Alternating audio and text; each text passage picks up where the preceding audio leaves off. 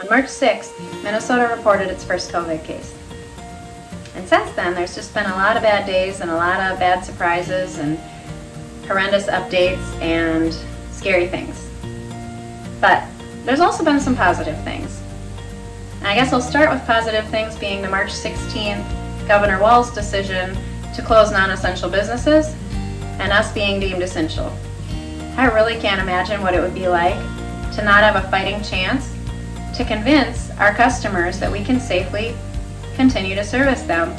And I'm so very thankful that we've had that chance. And the second thing is sitting back and watching the employees at the retrofit companies make all that happen. They just got to work. They didn't miss a beat. They worked hard through the pandemic. Some of them figuring out how to go to work from home with their kids next to them trying to do homeschool. Some are kindergartners. I can't imagine trying to work at home with a kindergartner trying to go to school on an iPad. Yeah, but they did it. Those employees that couldn't go home, that probably still had, some of them, students at home, but they had to work in the field. They had to go install lighting systems. They had to go perform their duties. They had to go pick up waste. Some didn't have a chance to work from home, and they kept working too. Some were very high risk. Early on, when we didn't know what this thing was or how scary it was, high-risk employees at the retrofit companies still went out and did their job safely, with more precaution, a little more distance, a little less face-to-face than normal, but that's what we need to do, and that's what they did. It was really eye-opening to me when I started thinking that there's employees here at the retrofit companies that I've never talked to. That if you put them in a lineup, I'm not sure if I'd be able to identify which one's which.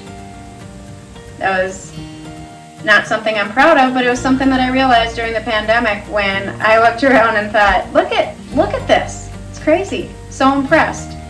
And I hadn't thanked them. We usually recognize our anniversary employees every year at an annual party that usually happens in March. Bring them up, shake a hand, take a picture. Hey, thanks for 5 years, 10 years, 15, 20, 25. That's what you get. Handshake and a group picture. Well, that's kind of lame, right? I mean, when you really think about it, when you really think about what our employees do for us every day, it's a little bit lame.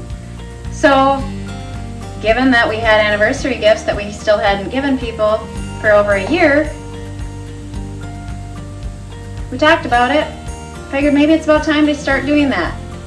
So I went out individually with a mask on. We thought, let's just make this a photo op. Let's just take a picture with everybody that's celebrating an anniversary. So we did. We went and caught up with the ones from last year.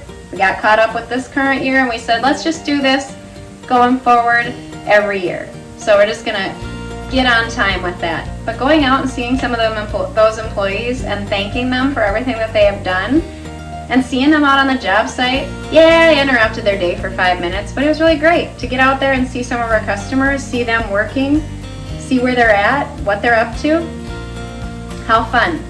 So after doing that, you get to the end of the year like this, on a year like this, and you start thinking, okay, now we still can't even have that party. Fun as it is, can't have it. Can't talk to every employee and tell them thank you. Can't do something to thank them. That's normally what we do. A night out on us, let's just have some fun.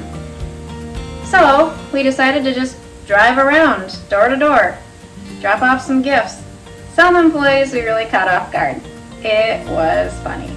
And there were some good stories that came out of it, and I won't tell you all those stories, but we really did enjoy ourselves. And every single employee, whether we caught them at the office, whether we caught them at their house, they deserved way more than what we gave them. But it was just important to say, I made it around. I said thanks to everyone for everything that they did for us. And we have incredibly resilient, hardworking employees. We're so very thankful for them. It's the thing I'm most grateful for 2020.